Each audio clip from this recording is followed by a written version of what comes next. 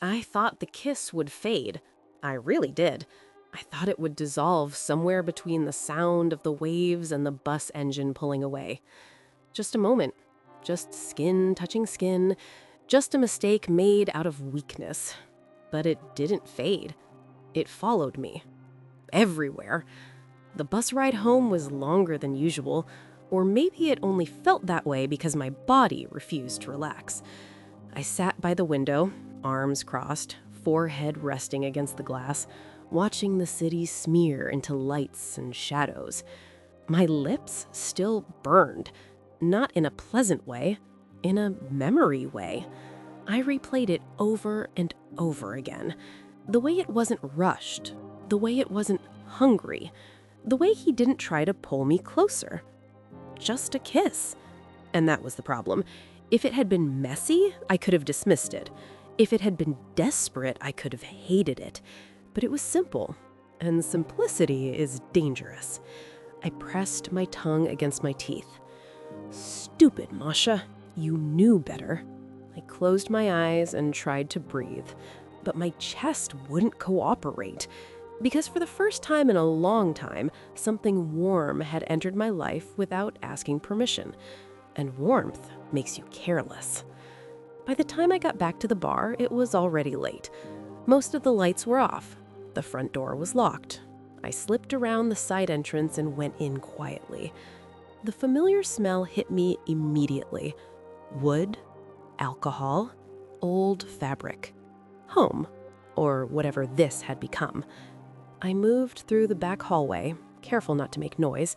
My room, if you could call it that, was exactly how I'd left it. A mattress on the floor, a folded blanket, a single lamp. I sat down slowly and stared at the wall. Nothing had changed.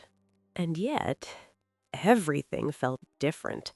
I touched my mouth again, just once. Then I dropped my hand like it had burned me. No. I lay back and stared at the ceiling. This is how it starts, I thought. This is how you forget why you hide. Sleep didn't come easily. When it finally did, it came in pieces. Fragments, the sound of waves, Natalia's laugh, Max's eyes when I said I couldn't explain. I woke up before sunrise, heart racing, breathing shallow. For a few seconds, I didn't know where I was. Then the ceiling came back into focus. The bar, the back room, reality. I sat up and rubbed my face. Get it together. I went through my routine on autopilot. Cold water on my face, hair tied back, neutral clothes, armor. By the time I stepped into the bar area, Winston was already there. He looked up from the counter. "You're up early," he said. "Couldn't sleep," I replied. He nodded, like he already knew. Winston had that way about him, knowing things without asking. "You okay?" he asked casually. I hesitated. Just a fraction of a second. "Yeah," I said, "just tired." He studied me for a moment longer, then looked away. "Coffee's fresh?" I poured myself a cup and leaned against the counter. The warmth in my hands grounded me. For a while, things felt normal again. The morning crowd trickled in, regulars, familiar faces, predictable conversations. I wiped tables, restocked shelves, kept my head down. And then I felt it, that shift in the air. I didn't look up. I didn't have to. I knew. "Morning," Max said. His voice was careful, like he wasn't sure where he stood. I kept my eyes on the glass I was drying. "Morning." A pause. A long one. "I wasn't sure you'd be here," he said. "I work here." That came out sharper than intended. He didn't react, just nodded. "Right." Another pause. The tension stretched thin between us. Finally, I looked up.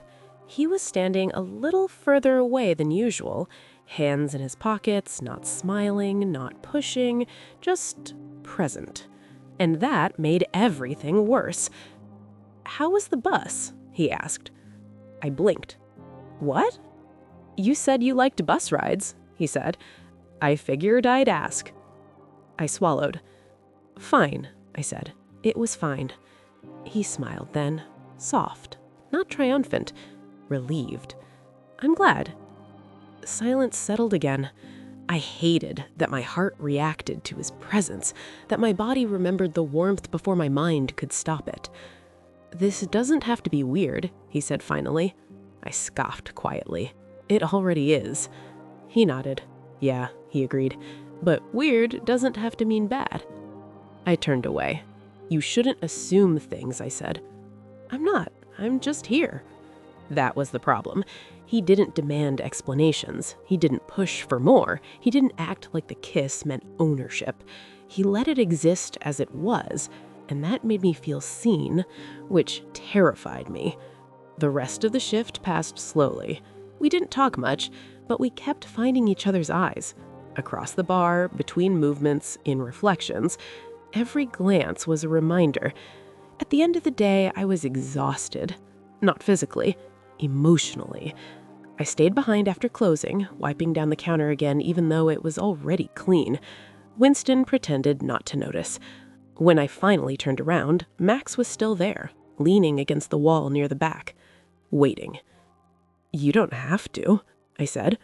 I know. I want to. I sighed. Look, I started. What happened last night? You don't need to explain, he said quickly. I frowned. That's not fair. Why? Because it meant something, and pretending it didn't makes it easier. He looked at me then. Really looked. It meant something. I just don't need to define it right now. My chest tightened. That's dangerous, I said. Maybe, but so is pretending you don't feel anything. That hit too close to home. I crossed my arms. I don't do complicated. He smiled sadly. Neither do I. But feelings don't really ask permission. I hated that he was right. I hated that a part of me was relieved he said it. I can't afford distractions, I said quietly. I know. I'm not asking to be one. Silence again. Heavy. Full. I looked away. If this gets messy, I said, I will disappear. He didn't hesitate. Then I'll let you go, he said. That stopped me. I turned back to him. You say that like it wouldn't hurt. He shrugged. It would, admittedly, but I'd rather have something real for a moment than nothing at all. My throat tightened. This is how it happened, not with force, not with urgency, with patience and choice. I don't know how to do this, I said. That's okay. We can not know together. I laughed under my breath. You make it sound easy. It's not, he said, but it's honest. I looked at him for a long time, then nodded, just once. Not a promise, not an agreement, just acknowledgement. He smiled, not wide, not victorious, just warm. Later that night, lying on my mattress, I stared at the ceiling again. Only this time, I wasn't replaying the kiss.